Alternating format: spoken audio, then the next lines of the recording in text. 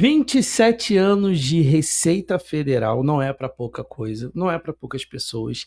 E um dos nomes mais famosos quando se trata em auditor fiscal. Hoje aqui com a gente, Paulo Angelito. Boa tarde, Paulo, seja bem-vindo. Boa tarde, Rafael. Boa tarde, Fernanda. É um prazer estar aqui com vocês. Obrigado pelo convite. A gente que agradece e já te aviso que tem fã aqui na mesa.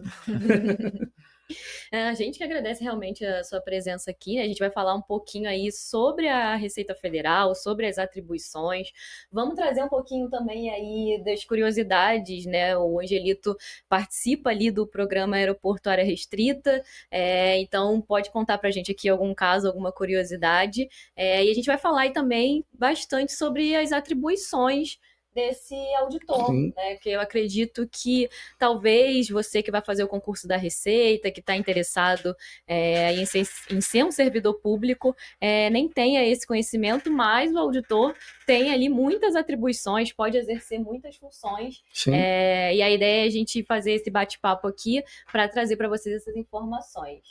Não, muitas funções eu já quero aproveitar essa deixa que a Fernanda passou. Você já começou trabalhando em aeroportos ou você passou por outras áreas da Receita Federal? Existem outras áreas da Receita Federal? Bom, na verdade, a Receita Federal é um órgão com muitas funções. Isso torna os dois cargos que nós temos, que é auditor fiscal e analista tributário, que, na minha opinião, muito interessante, porque você pode atuar desde fiscalização de empresas, arrecadação, análise de legislação tributária, que são cargos com um conteúdo burocrático maior, até na parte de aduana e, quiçá, também na parte de vigilância e repressão, combatendo crimes normalmente fronteiriços, que são tráfico de drogas, contrabando, descaminho e tantos outros que nós temos. Você passou por algum deles? Todos? Sim. Então, como eu sou oriundo do Banco Central, ou seja, eu já tinha feito 2 concursos antes, que é CVM, tinha entrado na CVM e depois tinha passado também pelo Banco Central como analista, eu cheguei na Receita Federal já com uma experiência de mercado financeiro muito grande. Então, logo que eu cheguei, eu fui alocado em fiscalização de instituições financeiras. E passei anos fazendo esse trabalho, porque era um local que eu poderia render mais para a instituição, né, dado o meu conhecimento prévio desses assuntos. Em seguida, eu fui trabalhar com fiscalização de grandes empresas. E também fiquei anos fazendo fiscalização. Então, assim, os 20 primeiros anos meus de Receita Federal, ou seja, 2 décadas eu passei fazendo fiscalização de instituições financeiras e grandes empresas. Só que chegou um momento que eu me cansei assim, desse trabalho, que é um trabalho bastante extenuante, mentalmente, em termos de responsabilidade. Aí pedi para ir para a área de aduana, porque na aduana você faz o seu trabalho naquele período que você está lá, que trabalha por turno, então durante 24 horas você atua e você terminou o seu turno, você não leva o seu trabalho para casa, não fica pensando nele. Você tem 72 horas livres para você poder pensar e fazer outras coisas. Não, eu ia relacionar aqui que a gente ali, acho que até o programa popularizou bastante essa questão, que os servidores da Receita Federal, principalmente os que trabalham em aeroportos, mas eu acredito que de uma maneira geral, assim, nas fronteiras, trabalham muito interligados com outros órgãos públicos, por exemplo, a Polícia Federal, você pode ter auxílio do IBAMA, né, a gente já viu ali uma interligação mesmo ali entre os órgãos. E queria que você comentasse um pouquinho, assim, se realmente no dia a dia vocês trabalham interligados, como funciona essa colaboração, por exemplo, com a Polícia Federal, se a Receita Federal, quando pega um caso de tráfico de drogas, para quem aí não sabe, né, mas acredito que muita gente não saiba, a Receita Federal também atua nessa frente ali do combate ao tráfico de drogas, de apreensão. Queria que você comentasse como funciona essa interligação entre os órgãos, né, para o pessoal aí também que, quem sabe, vai integrar a Receita Federal ou tem interesse em algum desses outros órgãos, saiba aí como funciona. Então, no caso da Receita Federal, ela tem uma atribuição que é combater também o tráfico de drogas, o contrabando e o descaminho. Isso também, como são crimes, também são atribuições da Polícia Federal. Ocorre que a Receita Federal, como ela tem uma presença muito grande nas nossas fronteiras, nos nossos aeroportos internacionais e nos portos, muitas vezes a gente pega o traficante ou a droga e a gente leva até a Polícia Federal para a Polícia Federal, dali em diante, proceder não só com a parte da Polícia Judiciária, que é levar o preso para o presídio, levar a droga para um depósito depois de destruição, como também da investigação do que está por trás daquele crime que nós pegamos. Então a parceria funciona muito assim. A gente pega o traficante quando ele está tentando ou entrar ou sair do Brasil, porque a Receita Federal tem esse papel de membrana do nosso país. A gente atua bem na membrana mesmo. Mas a parte da investigação posterior, quem faz é a Polícia Federal. Às vezes a gente pode colaborar de alguma forma, mas eminentemente quem faz essa investigação posterior ao crime fica a cargo da Polícia Federal. E um auditor da Receita, ele tem aquela autoridade, por exemplo, de dar uma voz de prisão, né? Assim funciona? Sim. Não só o auditor, como o O analista, analista também. diante de um crime que está ocorrendo, tem a obrigação de dar a voz de prisão para aquela pessoa que está cometendo aquele crime, reter a mercadoria ou a droga e, em seguida, encaminhar para a Polícia Judiciária, que seria a Polícia Federal. Agora, alguns casos também ocorrem que a gente não está numa área internacional de zona primária, que a gente chama, né, que é uma área restrita, né? Pode acontecer da gente presenciar um crime desses numa fiscalização do que a gente chama de zona secundária, que é no interior do nosso grande país. Aí a gente pode encaminhar também para a Polícia Civil, se for o caso. Dentro desse trabalho, eu quero primeiro perguntar como é que foi o convite para você participar do Aeroporto Área Restrita, se chegou lá um memorando na parede, e quem quer participar. Qual é a tua relação também com os seus companheiros que não toparam ou não foram selecionados ali no programa? Se eles ficam te zoando, falar, tá famoso, alguma coisa assim, como é que é isso? Não, brincadeira sempre tem, mas é brincadeira leve, assim, o pessoal gosta, assim. O convite foi um convite, não houve nenhuma formalidade. A Discovery começou a gravar no Rio também, a partir da 3ª temporada. E aí perguntaram para os funcionários lá do aeroporto, né, da Receita Federal, quem queria participar. Alguns se ofereceram, outros não quiseram. Isso aí não teve nenhuma complicação, assim, em termos de disputa entre quem queria participar, pôde participar. Então ficou todo mundo muito à vontade, não houve nenhuma imposição da chefia, não. Então isso aí foi um processo muito natural que aconteceu. Em relação também ainda ao programa, ele trouxe, como a Fernanda comentou aqui, você também falou das várias atuações da Receita Federal, trouxe uma luz diferenciada para o auditor, né? Que a gente sempre achava que era o carinha de pastinha que ia bater na porta das empresas Sim. e ficava lá na pior sala, você espera aí, depois vai ter esse chato.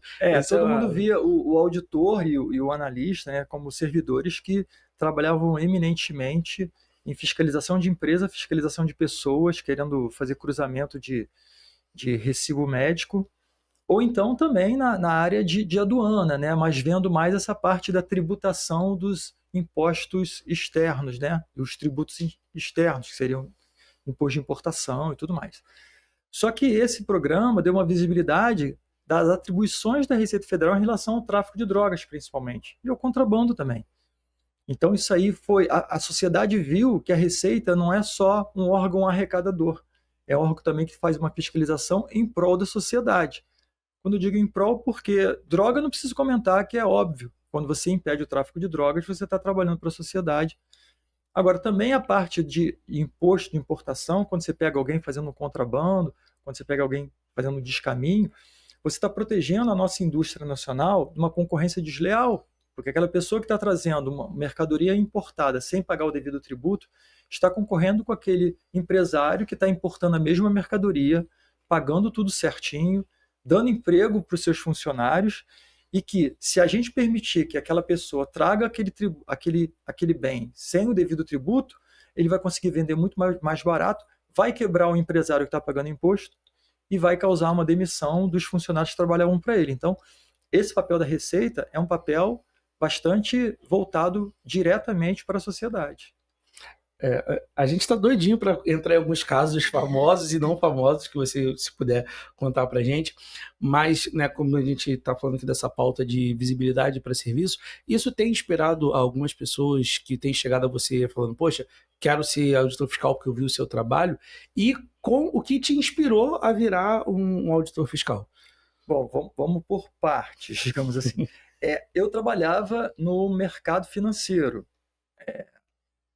uma área em que o trabalho é bastante competitivo entre as pessoas que estão lá. Você tem que estar motivado por uma ambição muito grande de virar um banqueiro e um funcionário do banco bastante bem sucedido. E a maior motivação é a motivação monetária. Você tem que ter essa fome de ser rico e, se possível, virar um banqueiro, não um bancário. Eu percebi que a doação que era necessária para que isso acontecesse era uma doação que, além do que eu, Paulo Angelito, estava disposto a fazer. Isso não estou falando se aqui é certo ou errado. Eu não estava disposto a fazer. Eu não estava disposto a trabalhar 12, 16 horas por dia para ficar milionário. Eu não queria isso para mim. Eu queria ter uma renda digna e queria ter tempo para desfrutar da vida com meu filho, na época que eu tomei essa decisão, de fazer as coisas que eu gostava, de estudar outros assuntos que me são ricos. Eu gosto de filosofia, gosto de psicologia, gosto de estudar outras coisas, gosto de atividade física. Isso era incompatível trabalhar no mercado financeiro. Então eu resolvi fazer concurso. O primeiro concurso que surgiu foi logo os dois juntos, CVM e Banco Central, que eu fiz no mesmo ano. Eu entrei na CVM, passei para a CVM analista de mercado de capitais, entrei, mas fiquei pouco tempo, porque logo em seguida o Banco Central me chamou. E eu achei mais interessante para o Banco Central. É um órgão que tem uma visibilidade maior, um órgão que me soou mais interessante. A CVM é excelente, mas eu preferi o Banco Central. E estando lá no Banco Central, a turma que entrou comigo começou a fazer uma movimentação para entrar na Receita Federal, e a Receita Federal é um órgão, muito sedutor, assim, o cargo de auditor fiscal. Existe uma certa aura sobre o cargo, e além de dar a oportunidade de você poder morar em várias cidades do país. Já o Banco Central, você fica restrito às grandes capitais. E também essa atuação diversificada, que você pode fiscalizar a empresa, pode trabalhar dentro de uma viatura correndo atrás de traficante. Então, isso aí é um chamativo para o cargo. Aí eu resolvi, quando eu trabalhava no Banco Central, estudar para o concurso. Foi difícil, porque eu trabalhava no Banco Central, assim, e trabalhava com fiscalização de banco. Eu fazia MBA em finanças, que também cobrava assim, uma dedicação, e ainda tinha que estudar para concurso. Então, eu lembro que foi uma época bastante pesada, assim, de dedicação, assim, muito grande de estudo. Mas deu certo, eu passei para a Receita, e aí entrei no cargo que eu estou já há 20 e tantos anos. A gente estava até conversando um pouquinho aqui nos bastidores, né, sobre essa questão da preparação. A gente sabe que o concurso da Receita Federal tem um conteúdo bem extenso no edital, né? Eu acredito que seja um dos concursos ali mais difíceis atualmente do país.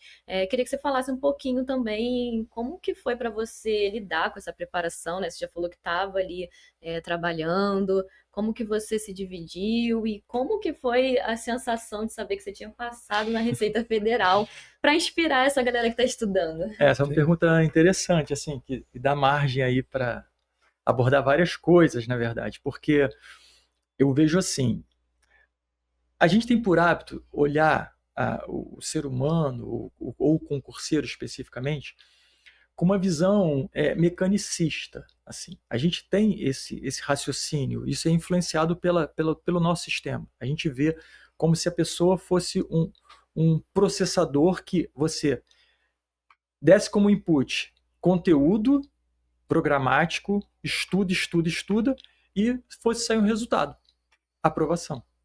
Eu não vejo assim, e não foi assim que eu me preparei. Eu vejo que o ser humano é muito complexo para a gente fazer esse reducionismo, assim. Estuda tudo e passa. Não.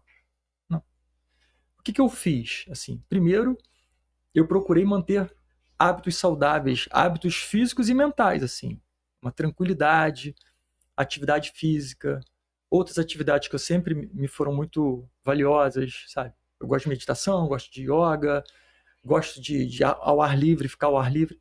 Então, eu procurei me manter saudável. Segundo, eu fiz um estudo em que, como eu não tinha muito tempo, eu não saí lendo todo o material. Eu não fiz aquele estudo passivo, que você pega o edital, pega o que vai cair e lê tudo sobre direito tributário e marca. Já li tudo. Não. Eu olhava o que ia cair, eu tive que otimizar. Eu olhava o que ia cair, ia para as questões, fazia questões de exercícios anteriores, de provas anteriores, selecionava o que eu tinha sido fraco, o que eu tinha errado, e estudava aquilo ali. E de vez em quando eu reforçava o que eu sabia, fazendo exercício, fazendo resumo, anotando. Ou seja, eu promovia um estudo ativo e não um estudo passivo de ficar lendo somente o conteúdo. Outra coisa que eu fiz, que eu achei que foi muito interessante, é me manter calmo. Na verdade, é aprender a diminuir a ansiedade. Eu vi muita gente, até colegas lá que trabalhavam comigo no Banco Central, que estavam dominando o conteúdo muito mais do que eu. Que eu até falava assim, não, aquele ali ele já tirou uma vaga do pessoal. E não passou. Não passou porque chegou na hora da prova, não conseguiu controlar as emoções, o nervosismo, e não conseguiu performar, entregar aquilo tudo que ele sabia. Então, eu vejo que a preparação não pode ser resumida a somente estudar o conteúdo loucamente. Não. Você tem que se preparar integralmente para aquilo ali. E a preparação começa em você saber que um concurso não é uma prova que você vai fazer. Você não faz uma prova. Quem olha concurso como prova está se preparando mal, na minha opinião. Prova é o que você faz no ensino fundamental, no ensino médio, na faculdade.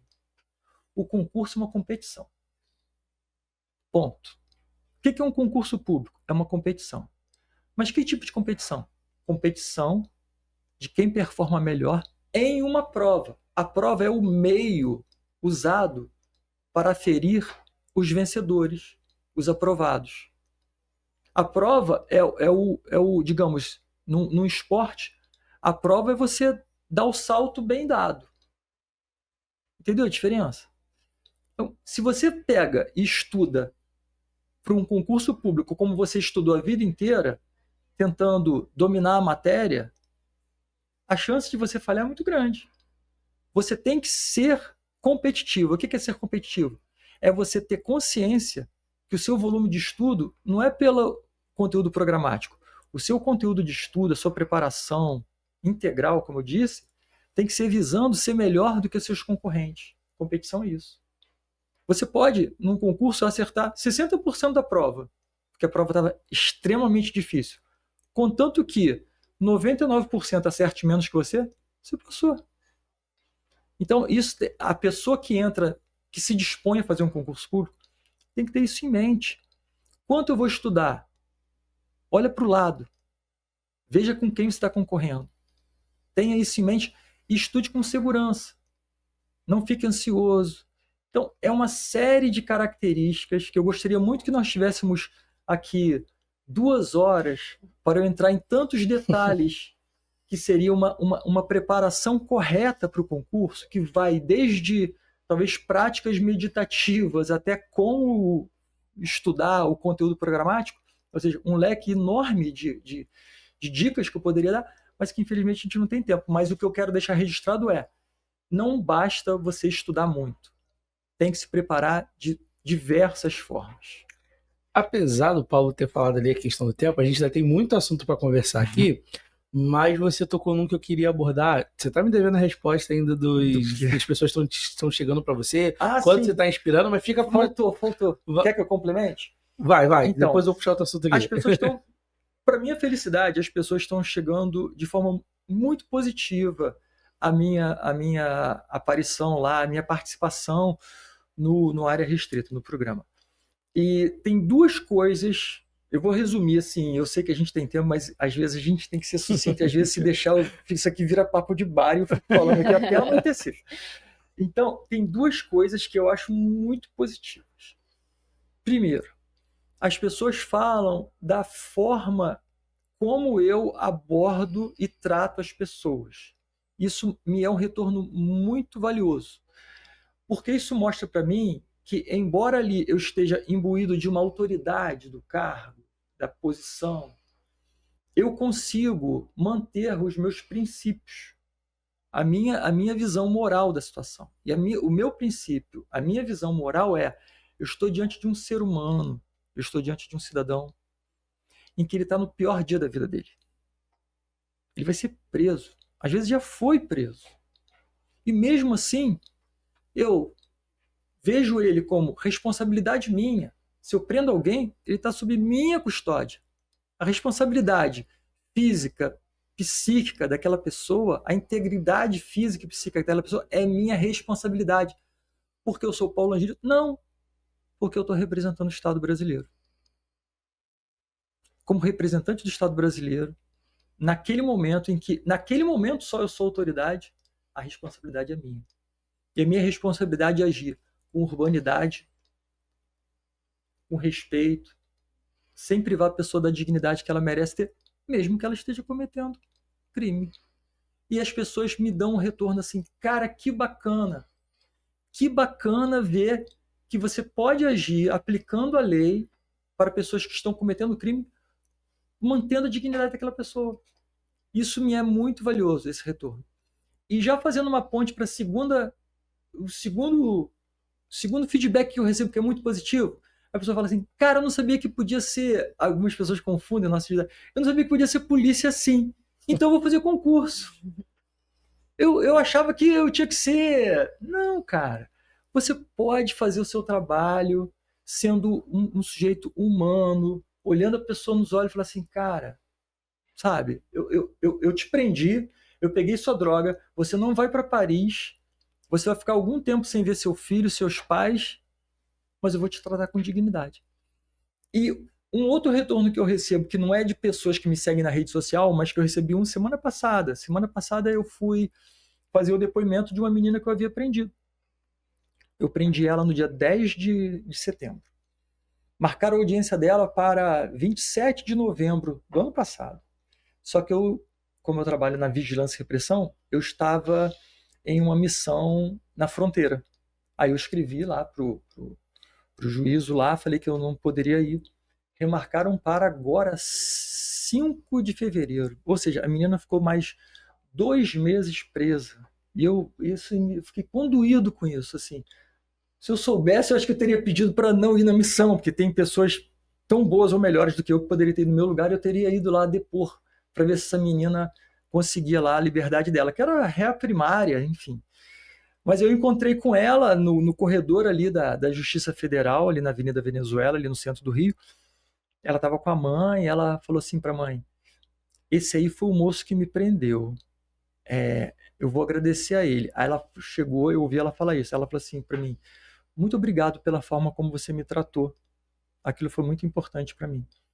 Então isso aí são demonstrações, tanto do público que assiste o programa, quanto da própria pessoa que está envolvida na situação, de que eu acho que eu estou fazendo o meu trabalho bem feito. Não que eu esteja prendendo muita gente, eu prendo quem precisa ser preso, mas que eu estou fazendo um trabalho com dignidade e conseguindo dar dignidade para aquelas pessoas. Isso aí para mim é muito bom. Eu queria saber, já que a gente está abordando esse assunto, né? Você já até trouxe um pouquinho. Às vezes você lida com casos que são muito sensíveis, as pessoas estão num momento ali vulnerável, por mais que ela esteja cometendo um crime e que ela vá responder por aquilo, né? Você já explicou. Sim. Aqui pra gente. Queria saber como que você lida com isso ali no dia a dia e se há alguma preparação dentro da Receita, talvez num curso de formação ou orientação, como que funciona para lidar com esses casos, né, quando os servidores da Receita se topam com esse tipo de situação. Excelente pergunta. Até pouco tempo, nós não tínhamos uma preparação específica para isso. A gente começou com uma preparação específica para isso ano passado só. Nos nossos cursos de capacitação inicial, o nome já diz tudo. Foram os primeiros ano passado. E isso foi muito motivado pela entrada desses novos servidores, que eram pessoas que estavam vivendo uma vida aí, né, fazendo outras coisas, e de repente se viram na situação de estar no aeroporto prendendo gente. Então, tem um aspecto psicológico, da pessoa ter uma preparação mental, e também tem outros aspectos, aspectos de segurança, como é que você vai conduzir uma pessoa que pode reagir contra você, né? Então tem uma série de aspectos que vai desde a integridade física do agente, como também da sua capacidade mental de produzir aquele resultado ali sem ficar com questões internas e depois entrar de licença médica porque não está lidando bem com aquilo.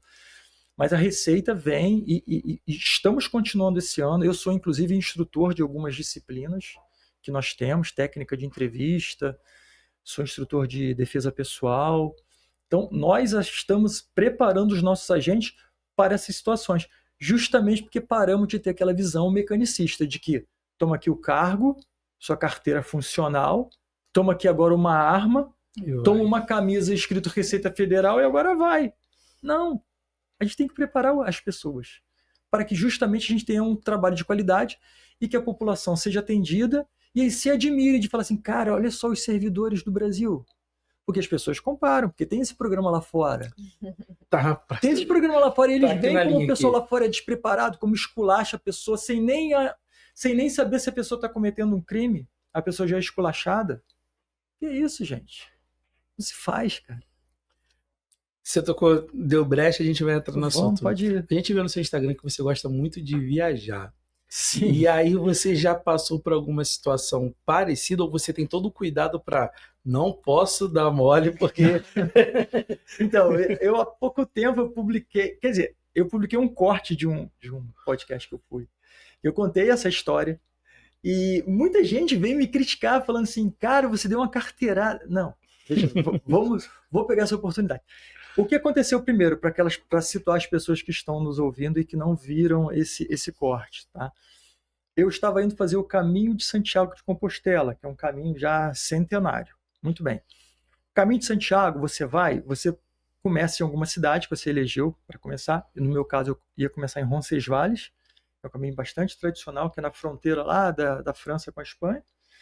E eu ia até Santiago de Compostela, né? O caminho de Santiago tem esse nome por isso. E aí, só que você começa numa cidade, só que você não sabe onde você vai terminar o seu primeiro dia e tampouco o segundo, o terceiro. Então, você não tem como você fazer reserva em hospedagem nenhuma. Até porque muitas hospedagens são albergues de peregrinos, até públicos. Não tem um booking para você fazer uma reserva. O albergue de Roncesvalles, que seria o único pernoite que eu tinha certeza que eu ia ter, não tem esse negócio de, sabe, é um albergue que você dorme com 200 pessoas no mesmo galpão, enfim. E aí estava uma época que a Espanha estava inadmitindo, que é o termo técnico correto, quando você não consegue entrar no país, mas aí na gravação eu falei deportando, que é o termo mais usual das pessoas, né? A Espanha não estava sendo muito flexibilizando, receptiva para os brasileiros. E aí o agente lá me perguntou se eu tinha reserva, eu falei que não, então bastava você não ter um critério deles, que... Aí eles falaram, não, então você vai para aquela salinha ali, você não tem reserva. Aí eu vi que a salinha era a salinha dos que seriam inadmitidos. Eu falei, cara, e normalmente a pessoa é inadmitida na Europa, porque a pessoa quer fazer aquela imigração ilegal. O que seria imigração ilegal? Você entra como turista, mas na verdade você fica lá. Você fica para trabalhar. Isso é ilegal. Isso é ilegal até no Brasil. E aí eu fui para a sala e falei assim, cara, esse cara tá pensando que eu estou vindo aqui trabalhar, porque eu não tenho reserva, mas deixa eu mostrar para ele. E não é uma carteirada. O que é a carteirada? Abrindo um parênteses. Carteirada é quando você mostra que você é uma autoridade onde você não tem autoridade nenhuma. Eu não tinha autoridade nenhuma ali. Eu não estava usando da minha autoridade. Eu estava apenas mostrando, eu tenho um emprego no Brasil. Coincidentemente, é o mesmo emprego que você tem. E aí eu mostrei, cara, eu não vou entrar aqui para trabalhar. Eu estou vindo realmente fazer o caminho de Santiago. Eu tenho um emprego, eu tenho meios, recursos financeiros, eu tenho cartão de crédito, eu tenho euro. Pá. Mostrei para ele tudo ali, mostrei a minha carteira funcional. Ele falou assim, cara, esse cara realmente ele trabalha para o governo brasileiro. Então, logo, ele não precisa. Isso aí fazem direto comigo e é bom que faça, porque a pessoa explica uma situação que está desconfiando da pessoa por algum motivo. Por exemplo, a pessoa, de repente, está com uma característica na viagem que pode levantar uma luz amarela para a gente. Ela fala, não, olha só, eu estou indo às pressas para essa cidade porque eu trabalho na IBM, fui chamado para uma reunião, Pô, esse cara não está fazendo tráfico de drogas. O cara, ele é diretor de marketing da IBM. Não que ele seja melhor que ninguém, Mas a chance de um diretor de marketing de uma grande empresa estar fazendo tráfico de drogas é ínfima. Entendeu? Então, foi o que eu fiz lá, mostrar que eu trabalhava para o governo brasileiro, e as pessoas, muitos interpretaram como se fosse carteirada. Não, carteirada é quando você fala assim, eu não vou ser fiscalizado porque eu sou fulano de tal. Não era isso que eu estava fazendo. Eu queria até continuar aí nesse assunto, né? Que a gente sabe que é bastante de senso comum que quando você é selecionado para essa fiscalização, por exemplo, na Receita Federal, na Polícia Federal, no aeroporto, ou até abordado por alguma autoridade, é comum que as pessoas fiquem nervosas, né? Sim, Sim. A gente até vê isso um pouquinho no Eu já fui programa. abordado e não tem motivo. Se você tiver tudo certo, não tem motivo, porque aquela Eu já vi pessoa que que eu está não ali te tava certo. abordando, ela tem uma atividade, a atividade daquela pessoa, do servidor público, da Receita Federal e tantos outros, a grande maioria, é atividade vinculada. Ele só pode fazer o que a lei determina que ele faça. É diferente de um juiz que tem uma atividade discricionária. O juiz, ele tem aquela latitude de decisão que ele pode dar a interpretação que ele acha que ali é para ser dada, considerar outros fatores. A gente não, a gente faz o que está escrito. Então, se você está tudo certo, se você está levando 30 quilos de farinha, e a farinha, pode ficar tranquilo. Eu ia até tocar nesse assunto, porque a gente já comentou aqui, eu assisto o programa, né? E teve esse caso que um senhor estava ali com 30 quilos de farinha e ele foi parado na fiscalização, né? Para poder entender o que acontecia ali, né? Queria que você comentasse se tem mais algum caso desse tipo, e até para as pessoas entenderem que, né, dentro do dia a dia ali do auditor, ela pode se deparar com situações inusitadas, né? Então, como foi para vocês ali nessa fiscalização ou outras coisas que aconteceram? É como eu estava comentando ali nos bastidores, né? É todo dia, cara. Todo dia tem alguma história que você vai contar pro colega que está chegando para te render. Então, é comum a gente encontrar as pessoas trazendo as coisas mais bizarras possíveis, desde mão de macaco, Meu Deus. Peixe que a pessoa está trazendo, você abre, o peixe está todo deteriorado com verme dentro e que fica cheiro no salão inteiro, pessoas tentando entrar com droga em tudo quanto é parte do corpo, algumas até, assim, que não dá nem para citar aqui, drogas inseridas em cavidades e fora os casos que estão muito comuns de pessoas que engolem a droga, né, através daquelas cápsulas, e que isso é um drama, porque o que acontece, para explicar aí pro pessoal, assim, quando a gente identifica que uma pessoa está engolida, e isso a gente identifica quase toda semana, no momento que você sabe que a pessoa está engolida, com essa visão que eu te falei que a gente tem que ter, dali está um ser humano, e levando em consideração que a vida humana é o bem mais precioso e nada está acima da vida humana, aquilo ali deixa de ser um simples caso de tráfico e passa a ser um caso de você salvar uma vida, que aquela pessoa está em risco de vida. Então, não dá para a gente identificar um engolido e falar assim, senta aí agora que eu vou terminar de fiscalizar aquele voo.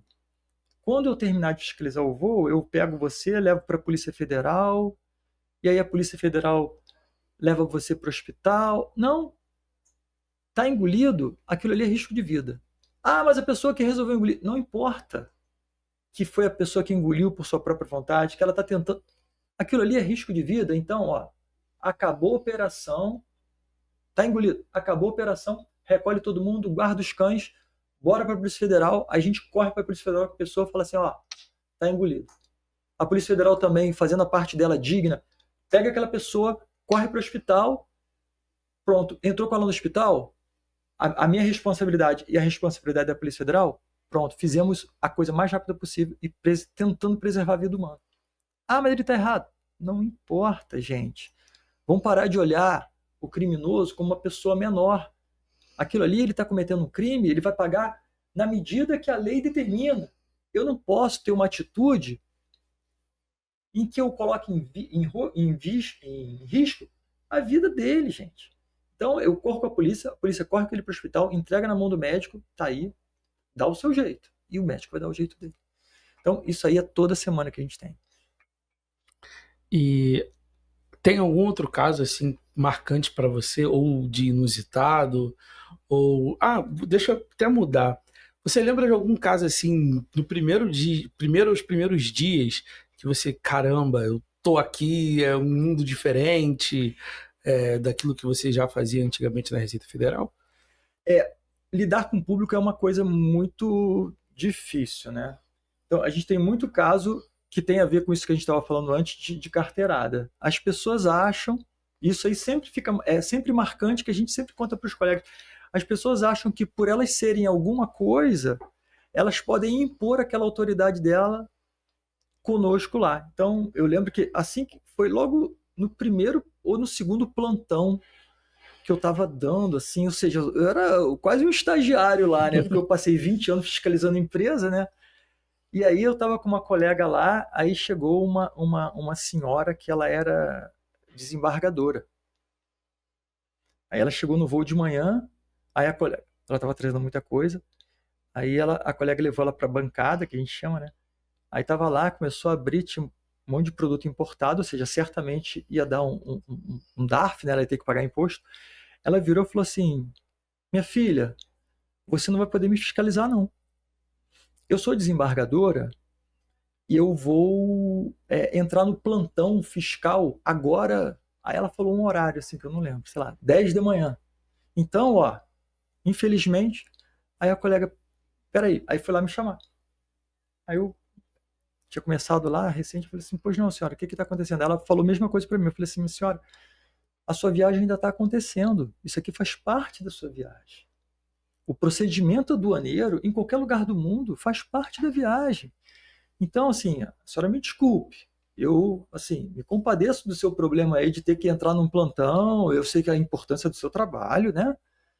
Mas, nesse caso, considere voltar um dia anterior, porque você não pode colocar acima. Ali não era o auditor fiscal, Paulo, ali é o Estado brasileiro que está exercendo as suas funções. Na minha figura, mas eu só sou um agente do Estado. Você não pode, por mais que seu trabalho seja importante, você não pode impor isso e, com isso, refrear o direito do Estado brasileiro de tributar o que a senhora está trazendo. Então, minha colega vai aqui terminar o trabalho, qualquer coisa é só me falar. Ela foi legal que também uma conhecedora da lei, né? Ela falou assim, não, você tem razão, foi muito educado. Você tem razão, vê aí, calcula aí que eu vou pagar. Então, isso é muito comum, mas por sorte, as pessoas, assim que a gente fala assim, de forma educada, olha, as pessoas não dão sempre um passo para nunca ninguém tentou subir o tom e mais, não, nunca. Até porque a gente se posiciona assim, a gente vai na medida.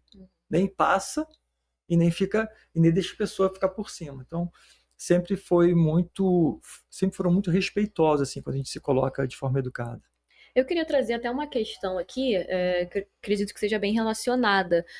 Muita gente faz concurso público devido à estabilidade, né? Bem diferente aí do mercado privado, né? No serviço público, principalmente no serviço público federal, né? Você tem ali a contratação com aquela garantia de estabilidade, depois do regime probatório, Sim. claro. E eu queria saber para você se isso dá uma garantia maior, talvez, para exercer a sua função, né? Como que você enxerga essa questão de você ter a estabilidade de ali fazer cumprir, né, o papel que o Estado Sim. está determinando, né? Inclusive nesse caso também, né? Porque Exatamente, esse é um caso, um exemplo Você prático. não se intimidar ali, né? Sim. Talvez ser intimidado por alguma pessoa, porque você tem a garantia ali em lei, né? Que você está exercendo a sua função. Se você estiver fazendo ali tudo dentro do regulamento, você tem a sua estabilidade garantida. A estabilidade, eu acho que no momento que você está exercendo, né, o poder do Estado na sua pessoa, que você tem um certo poder de decisão e que você pode estar sujeito a influências de outras autoridades, é fundamental. Não tem como você exercer ali, que passa todo mundo ali. Eu já tive que fiscalizar senadores da República. Já tive que falar assim, não, o senhor... Já teve senador que queria fazer um contrafluxo, que não pode fazer. Não, o senhor não pode, não vai fazer contrafluxo. Ah, mas... Não, desculpa, mas... Não vai. Imagina se eu não tenho estabilidade. Ele ia falar assim, ah, é? Tá bom. no outro dia eu estaria transferido para 5.000 quilômetros Se não fosse do Rio de demitido, né? Janeiro, se eu não fosse demitido, né? Então, é necessário que o Estado proteja aquela pessoa que age em seu nome, para que ela possa agir. Senão, a minha ação vai ficar muito limitada, vai ser limitada àquela pessoa que está ali diante de mim, o que é inconcebível. Porque, embora tenhamos várias autoridades, em determinado momento, uma pessoa é autoridade, a outra é viajante.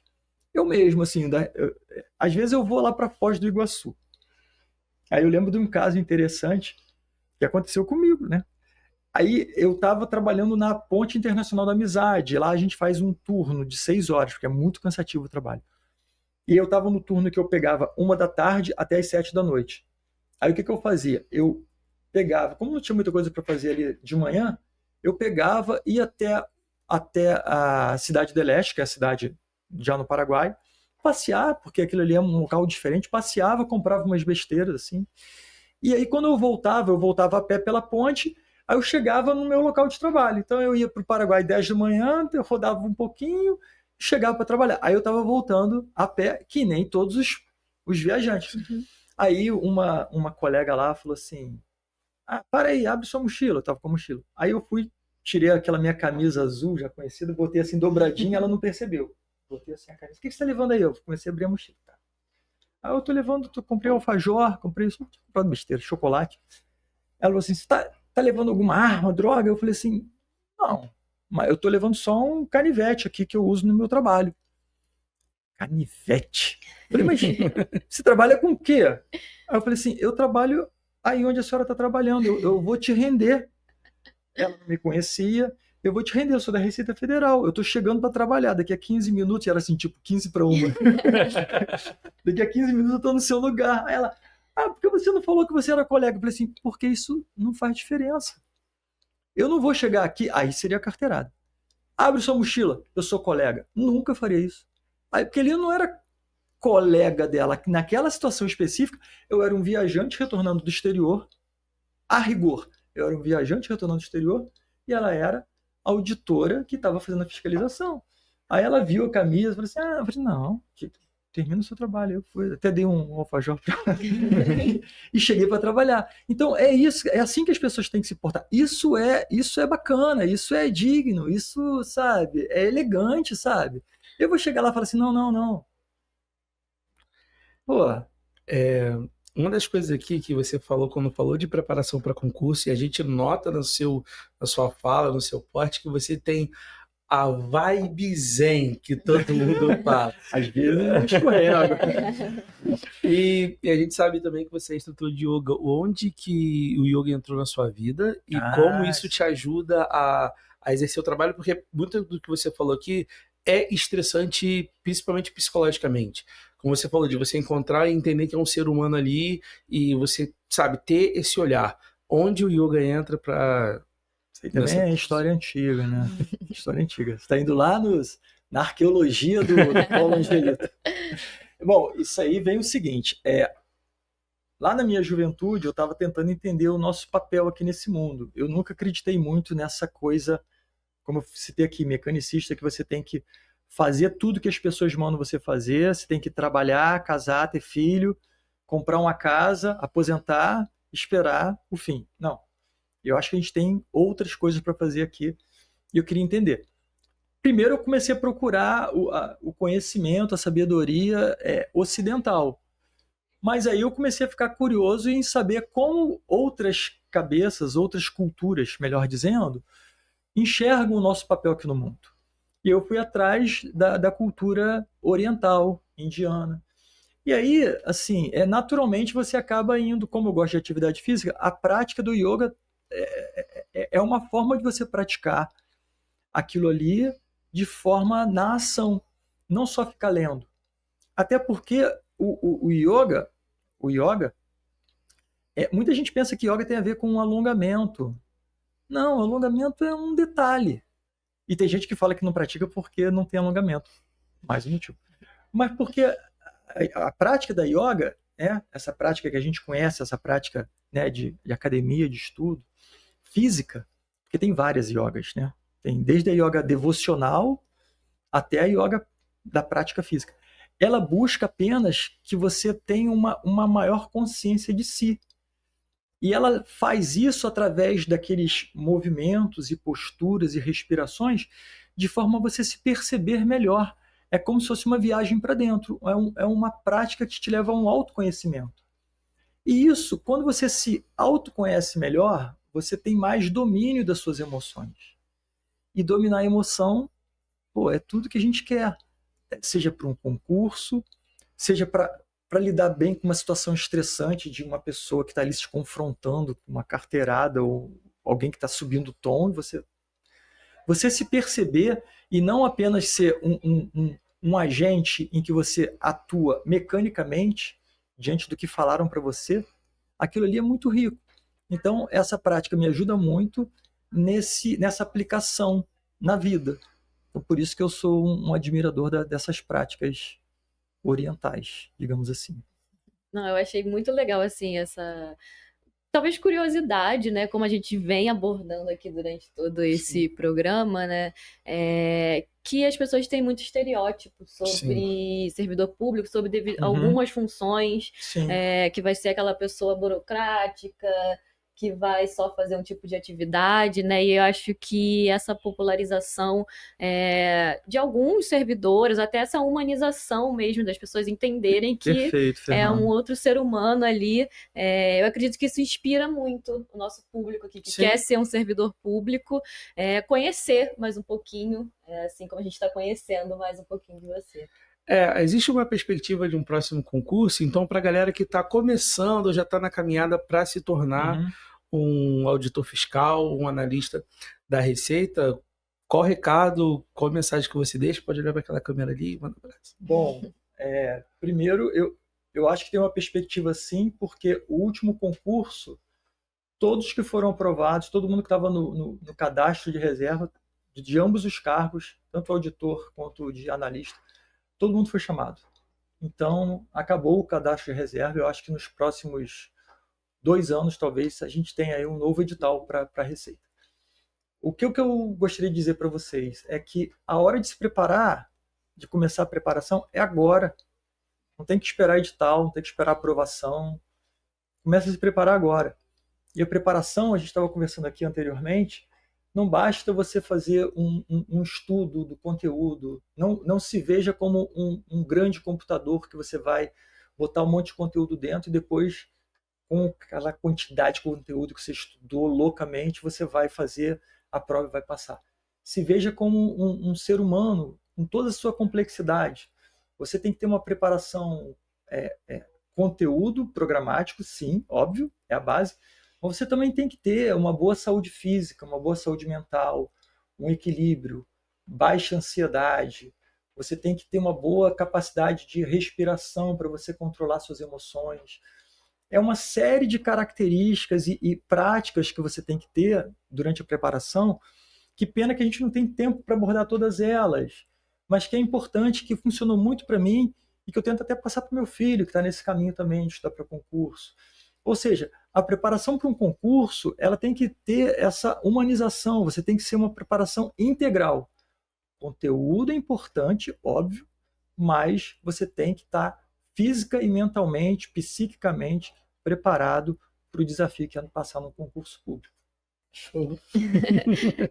A gente agradece muito a sua participação aqui. Eu acho que a gente poderia ficar mais várias horas aqui conversando. Eu já tô aqui doido para perguntar, tem spoiler da próxima temporada que já tá gravando? Que a gente vai ver aí. A gente poderia ficar várias horas aqui conversando com o Angelito, mas foi ótimo esse papo. Espero que tenha ajudado você aí, inspirado também. E se tiver vaga na agenda e quiser voltar para a gente conversar outras horas, você podemos marcar aí, entrar mais um pouco a fundo em tanto assunto que eu acho que seja rico para esse pessoal que está aí, porque a preparação para concurso público é uma atividade, como a gente comentou lá atrás, né, Fernando, é muito solitária. E ainda mais nos dias de hoje, que as pessoas se preparam em casa, via internet, via videoaula. Antigamente, na minha época, pré-internet, né, as pessoas iam para um cursinho, tinha contato. Agora não, agora é uma atividade muito solitária.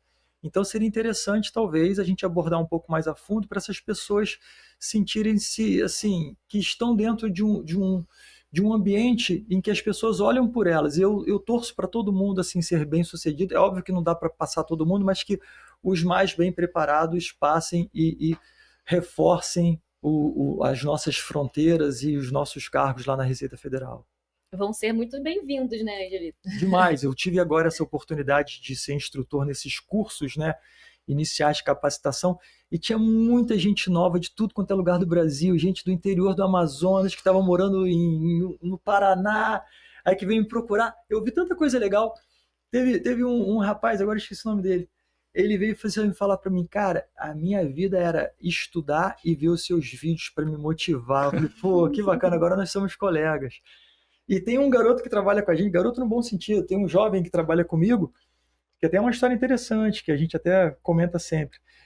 Alguns anos atrás ele mandava mensagem para mim no Instagram, assim, falando, pô, eu quero trabalhar com você, não sei o quê. E por coincidência, ele fez o concurso, passou, e aí a coincidência é maior, foi lotado onde eu trabalho. Então hoje ele é colega de trabalho. Então isso serve para dizer que concurso público, aprovação em concurso público, você não precisa ser um gênio, você não precisa ter um dom, ninguém nasce com um dom específico para isso. A aprovação em concurso público é foco, é determinação, é preparação física, é preparação mental, é preparação de conteúdo, é uma série de características que você tem que reunir para, no momento da prova, colocar tudo em prática e passar.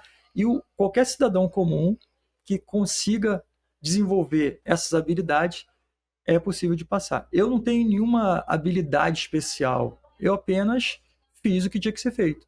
Estudei, fiquei calmo, fui para a prova com confiança e performei bem. Performei melhor do que aquelas pessoas que estavam competindo comigo. É isso. Gente, muito obrigado você que viu a gente aqui até agora. E aí, deixa suas redes, Angelito. Sim, meu Instagram é Paulo_Angelito. Estou começando um canal no TikTok também agora, porque é a rede que está sendo bastante utilizada, mas ainda está bem embrionário ainda, estou botando uns videozinhos lá. E gostaria que quem estiver assistindo aí comece a me seguir, pode sugerir assuntos para a gente tratar lá.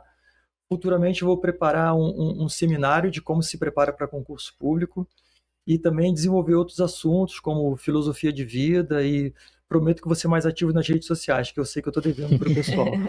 Não, tenho certeza que o pessoal vai adorar. Já vou pedir pro pessoal se inscrever aqui, né, Rafael? Sim. Se inscreve aqui no nosso canal também, né? Curte aí o vídeo. O pessoal pode comentar quem vai fazer o próximo concurso da Receita Federal, deixando nos comentários ou para qual outro órgão que você está se preparando, e também pode deixar sugestões de quem vocês querem que a gente bata esse papo aqui também, né? Um pouco mais informal, trazendo aí também concurso público. Sim. E também a trajetória desse servidor. Então a gente só te agradece. Obrigado. Obrigado pela oportunidade.